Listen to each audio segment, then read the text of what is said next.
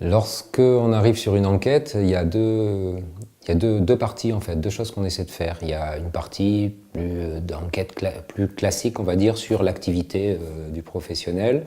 Donc pour ça, on a une trame adaptée au type d'activité. Pour un apiculteur, pour un boulanger ou pour un maraîcher, bien évidemment, ce ne sera pas la même trame, pas les mêmes questions. Mais donc on va dire, une enquête technique sur les process, sur les intrants, sur les modes de culture, etc. Et en parallèle, on a aussi une partie de l'enquête qui concerne la charte Nature et Progrès, sur les aspects plus généraux, globaux, environnementaux, sociaux, etc. Et pour ça, on a un outil qu'on appelle la boussole NESO, qui permet de passer en revue un petit peu tous ces aspects plus généraux. Et le plus intéressant, d'en suivre l'évolution éventuellement d'une année sur l'autre.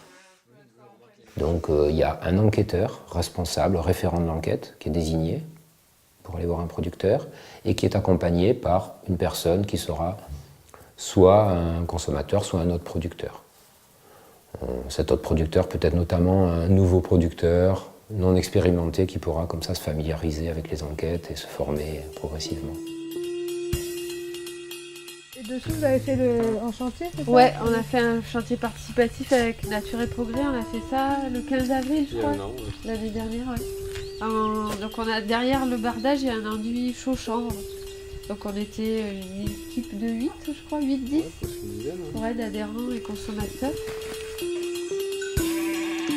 On signe le papier, engagement de confidentialité.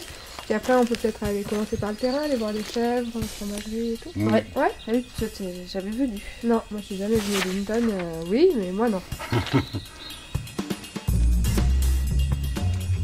Il y en a 43, hein, les petits chevrons. 43 chevaux. Oui. C'est plus de mâles?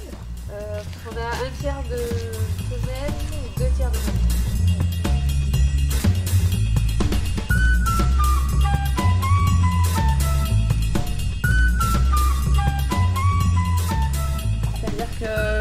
C'est une planche en fait qui a été bricolée. Du coup on ferme là comme ça et comme ça on peut faire manger toutes les chèvres au même niveau. Il n'y a pas de concurrence au niveau du foin et au niveau du grain. Bon là il y a juste les chevreaux qui font un peu le bazar là, mais voilà. Donc voilà, ça c'est pas mal pour au moins tout le monde mange à sa faim et les dominantes pour arriver à mieux les gérer.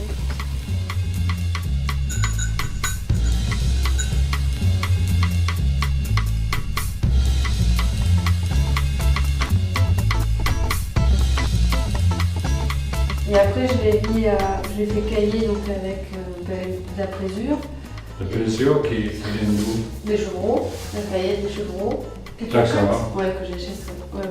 Donc, et là, cette année, j'ai eu une petite demande pour faire des fromages avec de la présure végétale. Ouais, c'est Cadiz pour 10 litres. Lors de la visite, on vérifie en fait différents niveaux d'information. Il y a à la fois des informations techniques donc, qui correspondent aux exigences des cahiers des charges. Donc pour ça, en fait, les adhérents enquêteurs utilisent un rapport d'enquête qui est spécifique à l'activité de l'adhérent. Ça va compiler en fait tout ce qui est process de fabrication, matières premières, factures, etc.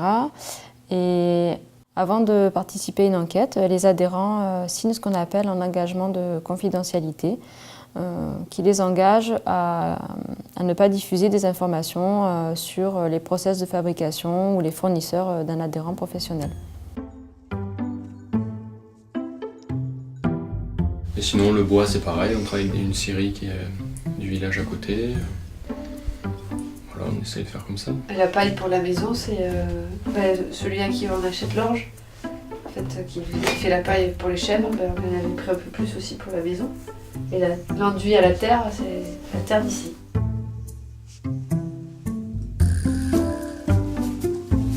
Ce qu'on essaie de mettre en place concrètement sur le terrain, c'est que l'enquêteur mène son enquête technique Et qu'en parallèle, l'accompagnateur, lui, se charge de la boussole NESO et essaie au fil de l'eau, au fil de l'entretien, au fil de la visite, d'essayer de grappiller, de prendre un petit peu tout ce qui concerne ces aspects plus globaux, environnementaux, sociaux, etc. et de les noter sur sa boussole. Voilà.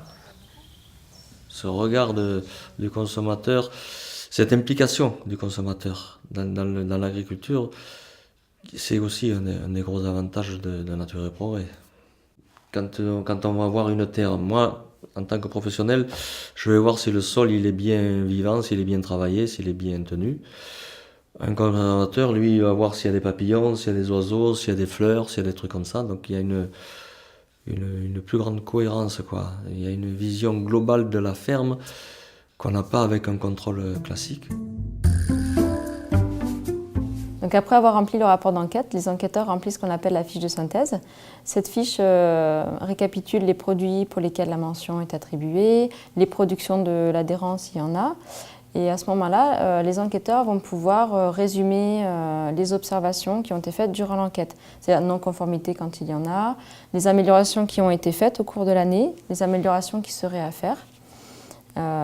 Et cette fiche de synthèse est signée par l'enquêteur et l'adhérent professionnel. L'adhérent professionnel en garde un exemplaire pour lui et l'autre exemplaire sera transmis à la COMAC et ensuite au service de gestion de la mention.